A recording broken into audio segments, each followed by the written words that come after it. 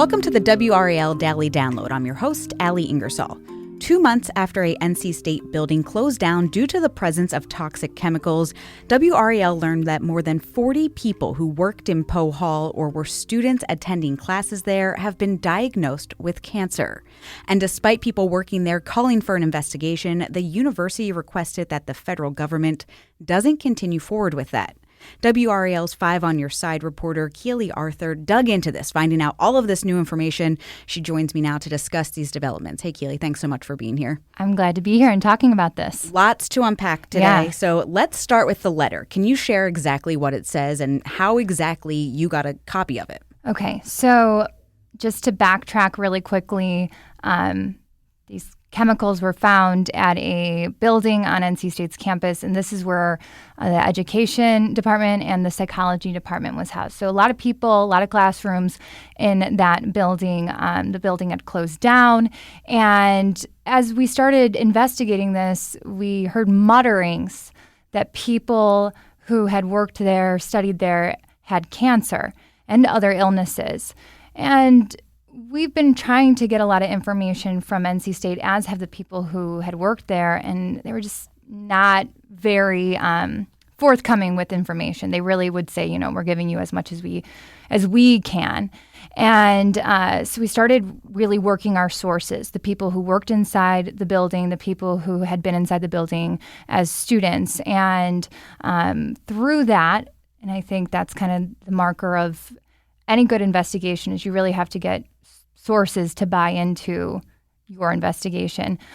We connected with some people who had reached out to this federal agency asking, hey, are you guys investigating this? And they had originally been investigating it, which Five on Your Side reported, but later were told that NC State was pulling out of that investigation. And I tried to get NC State to confirm that. The CDC more or less confirmed that, but it was this letter that really mapped it out, saying that because NC State withdrew their cooperation from this evaluation, the federal agency can no longer investigate, and also that they were investigating reports of potentially high rates of cancer. Because we were going, what are you investigating? And no one wants to say it. But that letter said that NC State did not want this federal agency to investigate reports of, or potentially high reports of, cancer at Poe Hall. And so you were able to get it from those sources? Yes. And this story is touchy because it involves people's medical information. It involves their jobs, a lot of different things. So just gaining that trust, and that's exactly who gave it to us, somebody who had reached out to this agency. And you know this, agencies are going to say a lot more to the average person than they will to a reporter kind of trying to poke around. So that's how we got it. So you kind of touched on this. So in the hours after this story broke back in November, several people here, you and I included, were talking to people who work there. And we were trying to figure out if these rumors we were hearing about numerous people having cancer, if that was true. So you were able to get confirmation that at least 40 people, which is, I think, significantly more than we first thought. I think in those days, like you and I were like 5, 12, like that kind of stuff. Right. So take us through what these last several weeks have looked like as you were nailing down this information. And I have to give you a lot of credit because, you and I were working that story that day, and it was one of your contacts who really helped kind of get me connected to the people I needed to talk to, because early on, no one would talk to us. And if they did, they wanted to be off camera. No one really wanted to say anything. And so, you're hearing these rumors. You're thinking, oh, there's these chemicals. There's these rumors. Where's the confirmation? No agency, NC State's not going to say anything.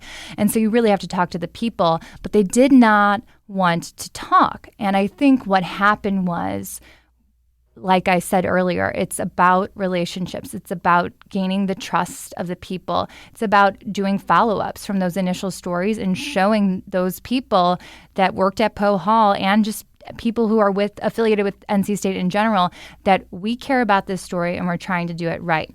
And what started to happen was that group of people became aggravated with NC State's what they believe lack of information.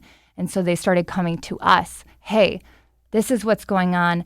You have no idea how many people have cancer in this building. Please help us. No one's giving us answers. And so much of it is giving a voice to people who feel voiceless.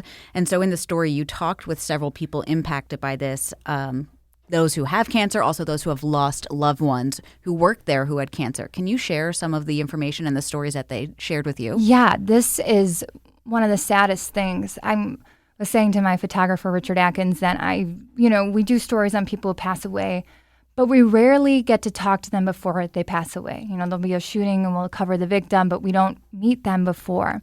Now, this woman in particular, I interviewed her husband, Robbie Glad.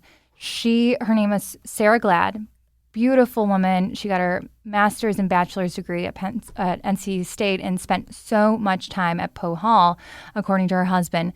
When the initial story broke in November, Sarah already had stage 4 breast cancer, and she commented on one of my posts about Poe Hall.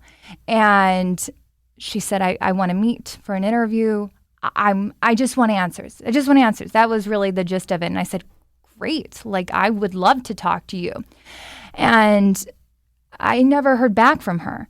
So I messaged her again, and recently, I got a message back from her husband, Robbie, saying that she had died a few weeks ago.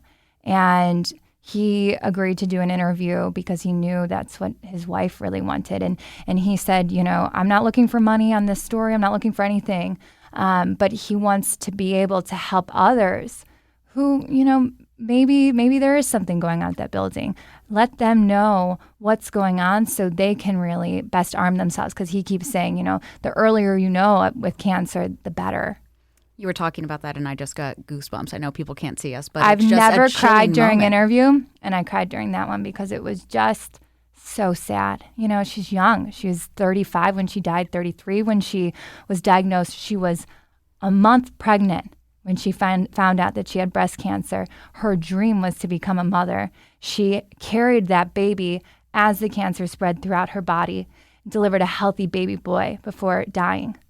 I mean, it is just so compelling, and it is so heartbreaking. And that is, one of so many different stories. How has the university responded to people who do have cancer?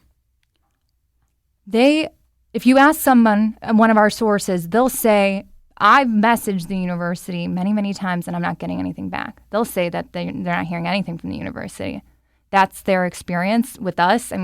We reach out. We have to push a little bit sometimes, but we'll get an answer, but it's not always the clearest answer. There's always more digging to do. And in fact, I want to be clear, NC State said, hey, we never told this federal agency we didn't want to participate or to cancel the investigation. And then I said to NC State, well, I have this letter and the CDC confirming that you did. They're saying you did. And it still is kind of, we don't know who's not telling the truth. So have they been cooperative with you? They have. I'll say this. We filed 10 public records requests to get more information about Poe Hall. They have fulfilled 4 of them. So there's 6 that are still outstanding. So you can kind of take what you want from that. We'll be right back after this break.